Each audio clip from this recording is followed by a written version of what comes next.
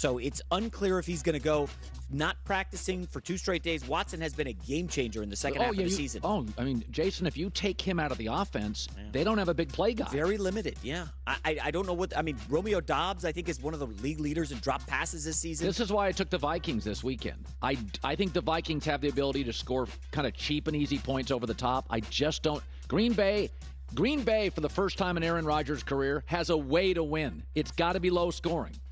They're not winning shootouts now with this team. And, you know, I dove into this on my podcast. If you really look at that second half against Miami, Colin, it was just Tua was concussed and throwing to directly to Packers. Yeah, 3 passes. That's how they came back and won that game. Short fields. They were getting controlled. First half, they were getting blown off. I mean, they were explosive plays. You wonder, Justin Jefferson, if he has a monster game this weekend against Jair Alexander. By the way, he was running his mouth. Did you see the interview he did after they? Oh yeah, I saw this interview. You know, pretty funny stuff. But be careful running your mouth against Justin Jefferson. He will light you up. Final story. It's just kind of like the underplayed story here in the NFL. Lamar Jackson, Colin, still hasn't returned to practice. What do we make of this? 3 missed games, and one of the most prominent NFL reporters was saying he's going to expect it to return December 24th. Lamar's not even practicing. Okay, it's this knee injury. OC Greg Roman says Lamar is doing well and working out to get back as soon as possible, but you can't rush Mother Nature. I don't even know what that means.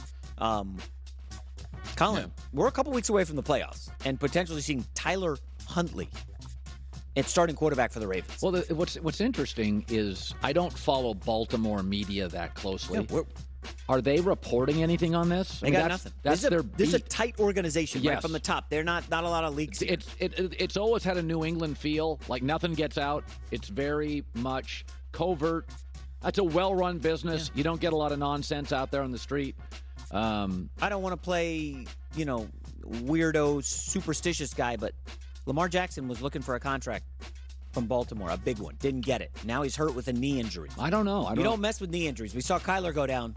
He got his money, so he's not concerned. No, I get it. If you're Lamar Jackson's agent, his mom, what are you saying? Hey, let's just shut it down, Lamar. Let's dial it back. Well, especially if the knee's really hurt. Of course, that's what you do. A lot of mystery here in Baltimore. They're not winning a playoff game without Lamar Jackson. It's just not happening. The defense is good, but the offense is anemic. They can't move the football. J-Mac with the news. Well, that's the news. And thanks for stopping by. The Herd Lie News. All right, major college football games tomorrow. We're just beating everybody up. And then they started having this quarterback, Andrew Luck, who, like Harbaugh, big and physical and like to get tackled and like to run into people.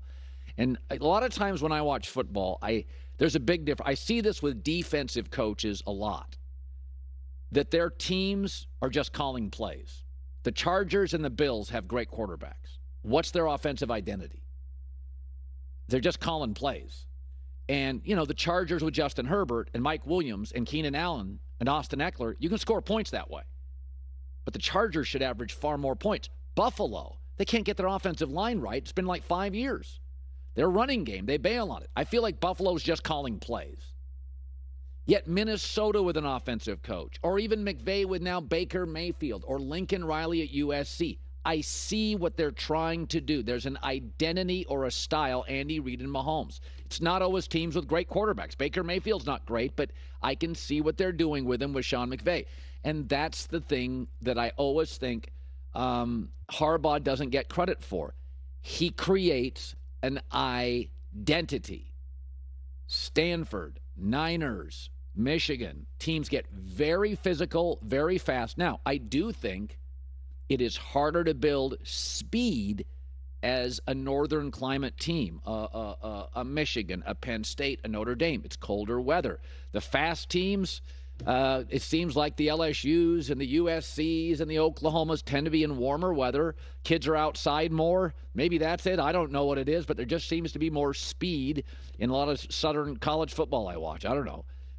So it took Brian Kelly a while to make Notre Dame not only big and physical but fast, and it's taken Jim Harbaugh a while. It's the fastest Michigan team I've ever seen. But J.J. McCarthy's his quarterback, and he talked about his relationship with Coach Harbaugh. It's definitely like a father-son relationship. I mean, he treats every single one of his players like his own. And it's a little bit special when it's the quarterback because obviously he played here in the same shoes and everything like that. But on a day-to-day basis, it's just all love. It's all love. But, there'll be some times where I'll try a behind the back pass or sometimes where I'll try an underhand one and he'll grill me a little bit. And it's all love, though, at the end of the day. And that's something that's really hard to come by in this business. Yeah, that was on the Rich Eisen show. I think Rich went to Michigan as well. Harbaugh is authentic. He's different. He's a little intense, and he's a little awkward. He's authentic, and I think we should have to embrace that, or at least not have to. We should embrace it. He's just unique. He's not the classic salesman. If you look back at the entire season, there's 3 big wins for the Cowboys. They rolled the Vikings. Impressive. They also took a 17-3 lead on Joe Burrow, second game of the year. Almost lost it, but Burrow was coming off a major surgery, didn't play in the preseason. And the Bengals in week 2 outplayed them in the second half, but they did win. And the third win is over Gardner Minshew. Not being cynical, the rest of the schedule is Dallas beating the dregs of the NFL and the Giants and the Commanders. That's sort of what they've been doing for 15 years. Now, they did roll the Vikings, but this is not college football. Atlanta rolled the Niners, the Colts beat the Chiefs, and Zach Wilson this year beat the Bills. So that's the NFL.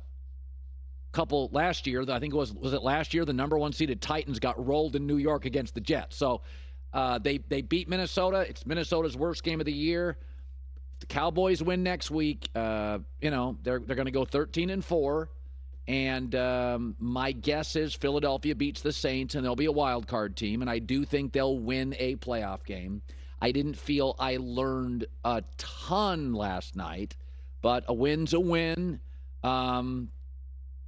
It's something. What did you make of the center going down? That did not look like a good injury. That's a multi-week ankle injury. Not great. Again, if it happened 3-4 weeks ago, you'd feel better. But this is not a Dallas team.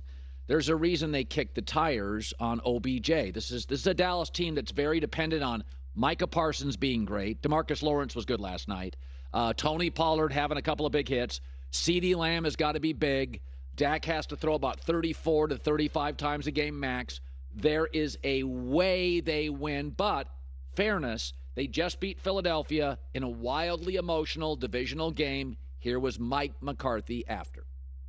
This wasn't a clean performance. We recognize that. I mean, I'm not disputing that at all. I mean, but I do know my football team. I know what they came out of a hard victory on Sunday, and it took them a little longer to get their bodies back. But that's what Thursday night football is. I mean, it's a tough bet. It's a tough challenge when you have to go on the road and all those things. So, but most important thing was we answered the bell and we got it done. Jason McIntyre with the news. No. Turn on the news. This is the Herd Line News. From an average quarterback in Dak, let's go to a good one. In Patrick Mahomes, he needs 280 passing yards to hit the 5,000 mark this season. Without Tyreek Hill. Indeed. If he hits it, it will be the second time in his career he's thrown for at least 5,000 yards in a season. He would be just the third player to do it more than one season in NFL history, joining Tom Brady, who did it twice. And do you want to guess the guy who did it 5 times? Recent retirement. Drew Brees. There you go. Nicely done. Yeah, Drew Brees, Tom Brady, Patrick Mahomes. Pretty good company here. If Dan Marino played today, he'd do it a bunch. Yeah, I mean, I feel like Matt Stafford should have made that list. Didn't he chuck for 1,000,000 yards in Detroit a ton of times? Yeah, Patrick Mahomes inside track to win the MVP, especially if Hurts doesn't go. Colin, are they going to get to an AFC championship again this year? I think so. Buffalo. This is something I've been on for years. It's hard to get to a World Series with a bad bullpen. It's hard to get to the Super Bowl with a bad O-line. And Buffalo, for 4 years, has been trying to figure out this O-line. They bail on their running game often. They become very Josh Allen, make a great play dependent. And I just think the Chiefs are a little more balanced and the Bengals are a little more balanced, and that would be my guess. I think the Chargers are a little bit of a wild card. They match up with Kansas City very well. Yes, we definitely know that. Yeah. We've seen them go toe-to-toe with Kansas City multiple times, and Herbert, I think Herbert beat up on Burrow pretty badly last year in Cincinnati. But it's not out of the realm that the Bengals get the number 1 seed. That's right. In the AFC. AFC's wild at the top. Next up, not great news here. Christian Watson got that hip injury last week against the Dolphins.